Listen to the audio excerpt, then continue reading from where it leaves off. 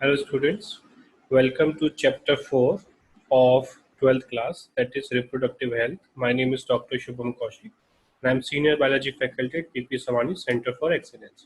So अभी तक हम लोगों ने 3 चैप्टर कंप्लीट कर लिए, क्योंकि रिप्रोडक्शन इन ऑर्गेनिज्म, सेकेंड हम लोगों ने किया था रिप्रोडक्शन इन एंजियोस्पर्म्स, थर्ड हमने किया ह्यूमन रिप्रोडक्शन. ह्यूमन रिप्रोडक्शन से जुड़ा हुआ ये चैप्टर है रिप्रोडक्टिव हेल्थ. ये काफी छोटा चैप्टर है, ठीक है, तो इसमें ज्यादा से ज्यादा 3 या 4 लेक्चर की जरूरत लगेगी हमको. ठीक है, तो रिप्रोडक्शन से रिलेटेड रिप्रोडक्टिव हेल्थ के बारे में इसमें हम पढ़ेंगे. ठीक है, इसको हम लोग स्टार्ट करते हैं. रिप्रोडक्टिव हेल्थ, ठीक है, इसमें प्रॉब्लम्स क्या क्या है, स्ट्रेटेजीज क्या क्या, क्या क्या चीजें इसमें कवर होती है वो हम यहाँ पर देखेंगे. सबसे पहले हम लोग डेफिनेशन देख लेते हैं यहाँ पे. Reproductive health means a total wellbeing in all aspect of reproduction. ठीक है, सब तरीके से जो है हेल्दी रहना चाहिए इंसान, रिप्रोडक्टिवली हेल्दी होना चाहिए. ठीक है, India initiated reproductive health programme that is called as, common language में हम इसे बोलते हैं फैमिली प्लानिंग, इन 1951. ठीक है, तो रिप्रोडक्टिव हेल्थ से रिलेटेड जो भी प्रोग्राम्स इंडिया में स्टार्ट हुए वो 1951 में स्टार्ट हुए. इस चैप्टर में हम लोग क्या क्या देखेंगे, ऐसे रिप्रोडक्टिव हेल्थ प्रॉब्लम्स क्या क्या है और उस प्रॉब्लम को कैसे हम सॉल्व करते हैं, उसके स्ट्रेटेजीज. उसके बाद पॉपुलेशन एक्सप्लोजन, मीन्स इंडिया में जो इतना ज्यादा पॉपुलेशन हुआ है उसके पीछे क्या रीजंस है, उसे हम कैसे कंट्रोल करें. ठीक है, बर्थ कंट्रोल कैसे करें, वो सारी चीजें हम लोग यहाँ पर देखेंगे. उसके बाद मेडिकल टर्मिनेशन ऑफ प्रेगनेंसी हम इस चैप्टर में पढ़ने वाले हैं.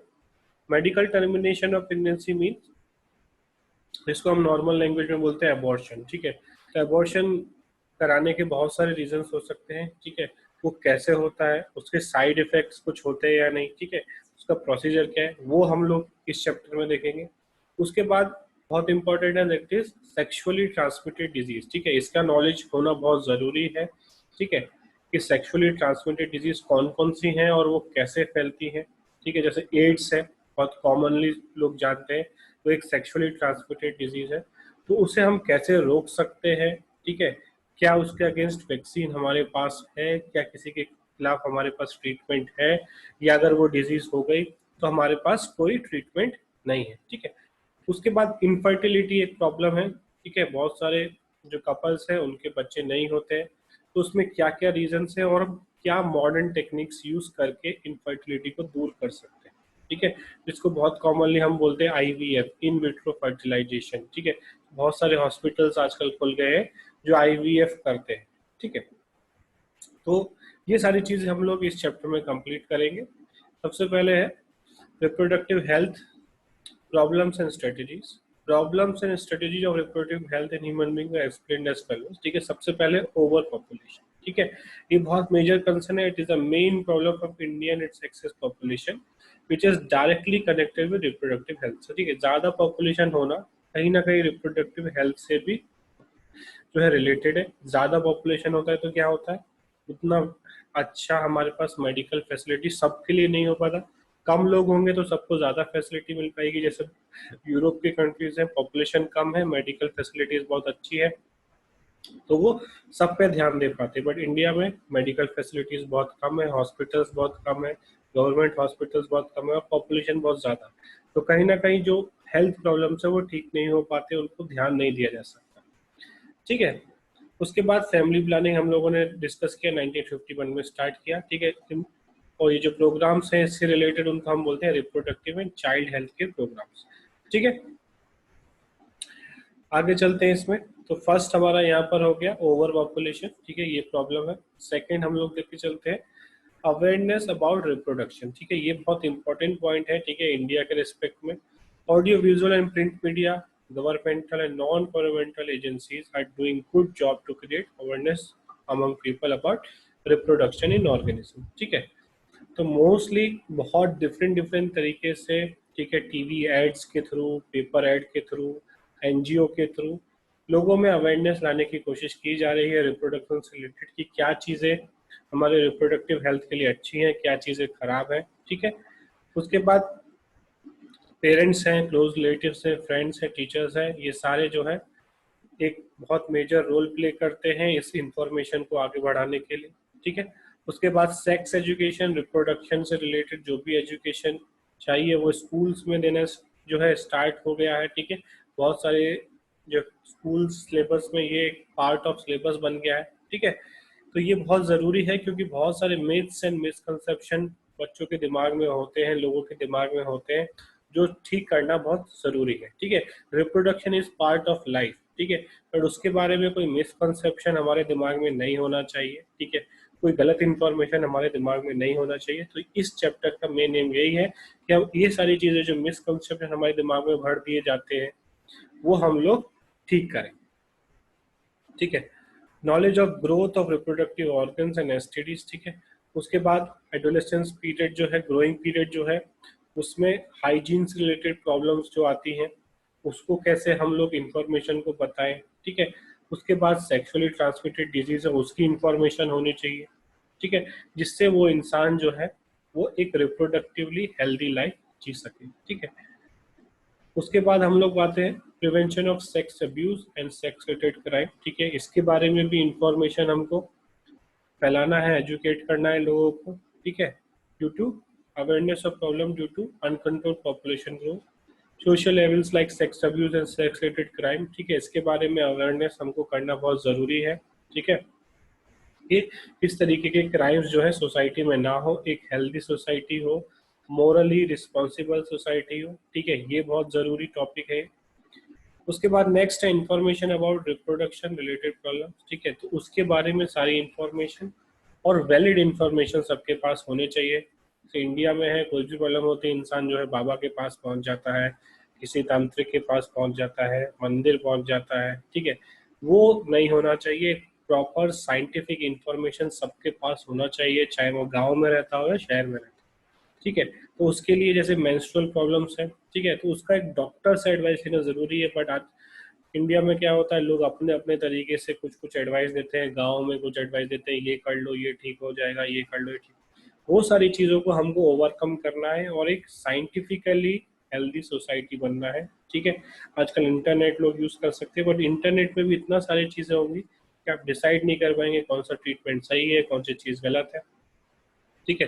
तो ये सारे प्रॉब्लम्स के लिए हमारे पास इंफॉर्मेशन होनी चाहिए, प्रॉपर गाइडेंस होनी चाहिए, ठीक है। इनफर्टिलिटी के बारे में, प्रेगनेंसी के बारे में, डिलीवरी के बारे में, कॉन्ट्रासेप्शंस के बारे में, अबॉर्शन के बारे में, ठीक है।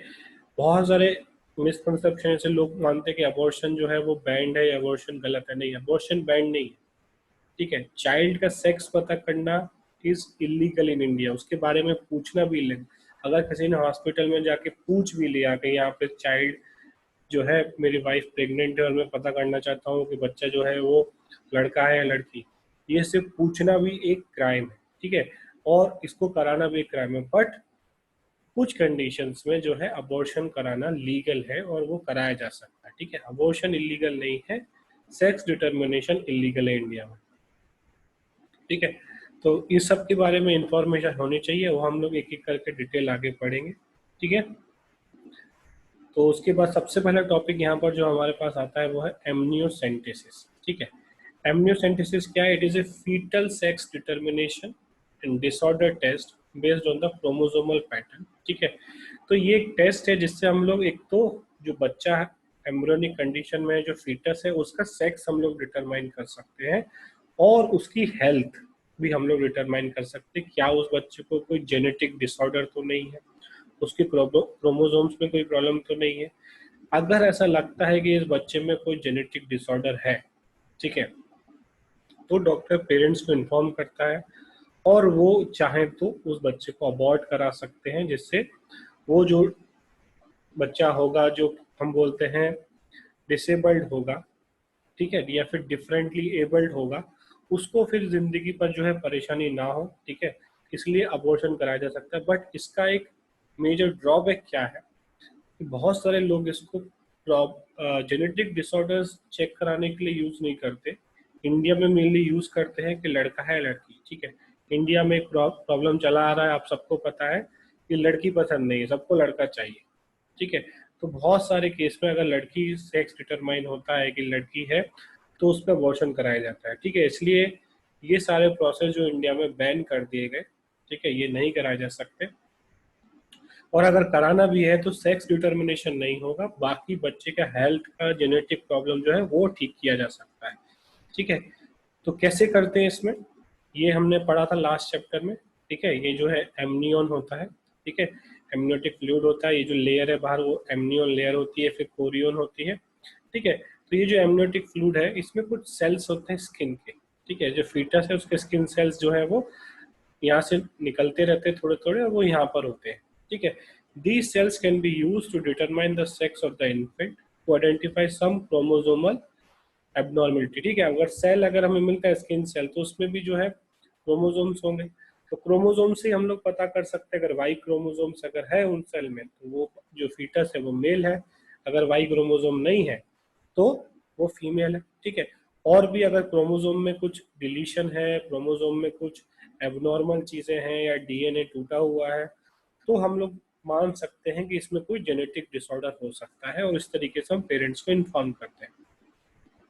ठीक है, if it is established that a child is likely to suffer from a serious incurable congenital defect, अगर पता चलता है कि जो बच्चा पैदा होने वाला है उसको कोई बहुत सीरियस congenital disease होगी, तो mother should get the foetus aborted. ठीक है, तो फिर डॉक्टर एडवाइस करता है मदर को कि वो अबॉर्शन करा ले, नहीं तो दोनों को प्रॉब्लम होगा, जो बच्चा पैदा होगा उसको भी डिजीज रहेगी और मदर को भी प्रॉब्लम हो सकता है। ठीक है, अब मिसयूज क्या है, it is being used to kill the normal female foetus, जो मैंने अभी आपको बताया। नॉर्मल फीमेल फीटस को किल करने में मोस्टली इंडिया में ये यूज होता था। ठीक है, अब लोग इसके बारे में थोड़े एजुकेट हो रहे हैं और ऐसा करना लोगों ने बंद कर दिया है। ठीक है, उसके बाद measures to control over population. ठीक है, ओवर पॉपुलेशन ना हो इंडिया में, जैसे इंडिया हमको पता है it is the second highest populated country, और ऐसा माना जाता है कि अगले 10 सालों में हम नंबर 1 हो जाएंगे, चाइना को पीछे छोड़ देंगे। ठीक है, और ये कोई अचीवमेंट वाली बात नहीं है कि हम नंबर 1 हो जाएंगे, ये प्रॉब्लमेटिक बात है। ठीक है, तो सबसे पहले एजुकेशन सबसे इम्पोर्टेंट है, एजुकेशन करना लोगों को, अलग अलग मास मीडिया के थ्रू, एडवर्टाइजमेंट के थ्रू, एजुकेशनल इंस्टीट्यूट का काम है। ठीक है, जैसे कि स्लोगन इंडिया में चलता है, हम दो हमारे दो। ठीक है, जो हर कपल का जो है गवर्नमेंट चाहती है कि 2 से ज़्यादा बच्चे कपल ना करें, जो कि अगर ज़्यादा बच्चे होंगे तो कहीं ना कहीं वो कंट्री के लिए हार्मफुल होगा। ठीक है, उतने रिसोर्सेज मिसयूज होंगे। ठीक है, और अब जो है कंट्री में, जैसे चाइना में है 1 चाइल्ड पॉलिसी, वहाँ पे है, एक चाइल्ड से ज़्यादा अगर होता है तो वहाँ पे जो पेरेंट्स उनके बहुत सारे जो क्या बोल सकते हैं हम लोग, उनकी लाइबिलिटीज हैं वो बढ़ा दी जाती है।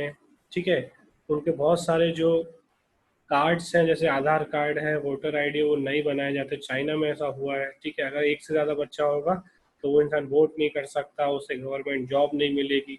ठीक है, उसी तरीके से इंडिया में भी ये पॉलिसी आने वाली है कि जिसमें 1 चाइल्ड नॉर्म जो है बनाया जाएगा, कि एक कपल जो है एक ही बच्चा करे, एक से ज़्यादा होगा तो बहुत सारी चीज़ें उसमें ऐड कर दी जाएंगी जिससे लोग नहीं करे 2 बच्चे, जैसे गवर्नमेंट जॉब्स नहीं मिलेंगी जिसके 2 बच्चे होंगे।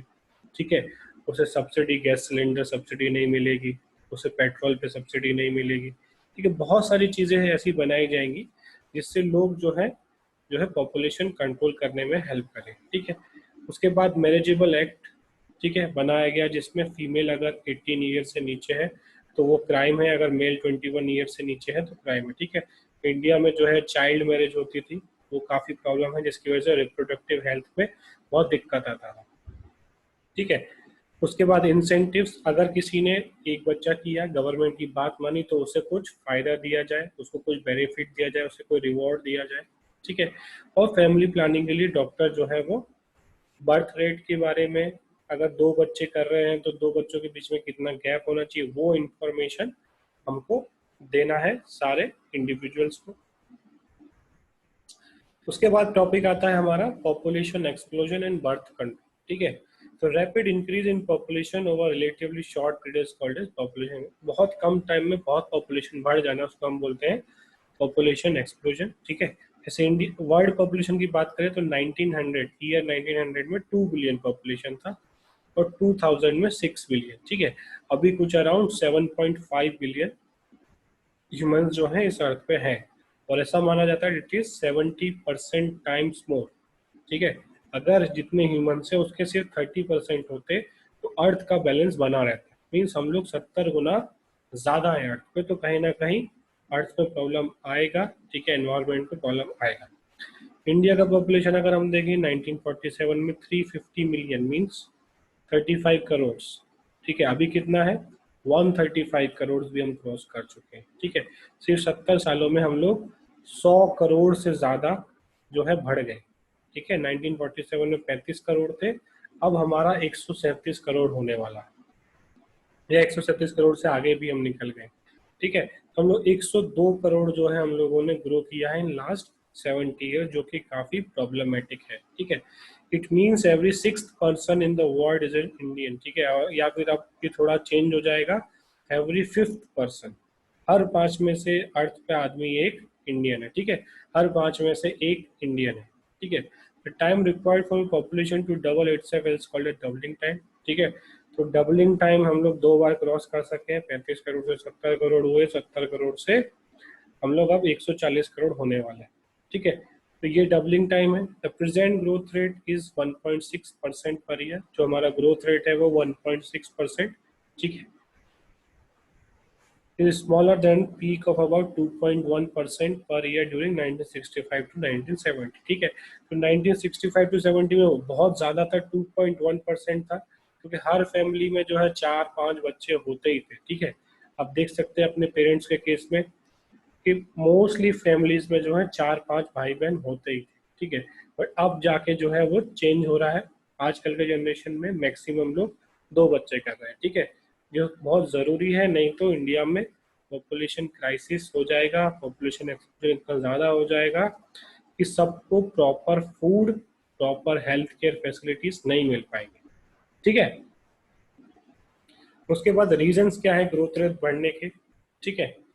Rapid decline in death rate कम हो गया, इतने सारे मेडिकल फैसिलिटीज आ गए कि जिसको छोटी मोटी बीमारियां ठीक हो जाए। पहले लोग इन्फेक्शन से मर जाते, छोटा सा इन्फेक्शन होता था, एंटीबायोटिक होती थी, मेरे लोग मर जाते थे, ठीक है। बट अब ऐसा नहीं होता, बाहरी से बाहरी बीमारी का भी ट्रीटमेंट हमने निकाल लिया तो डेथ रेट कम हो गया। उसके बाद मैटरनल मोर्टेलिटी रेट, पहले जो फीमेल्स हैं वो बच्चा डिलीवरी के टाइम पर बहुत सारी डेथ हो जाती थी, आजकल सिजेरियन जो है पेट कट करके जो है बच्चे को निकाल लेते, तो वो वाली डेथ भी कम हो गई, इसकी वजह से पॉपुलेशन बढ़ा। उसके बाद decline in infant mortality rate, बहुत सारे बच्चे जो है पैदा होते ही मर जाते थे, मोस्टली डायरिया की वजह से, इन्फेक्शन की वजह से।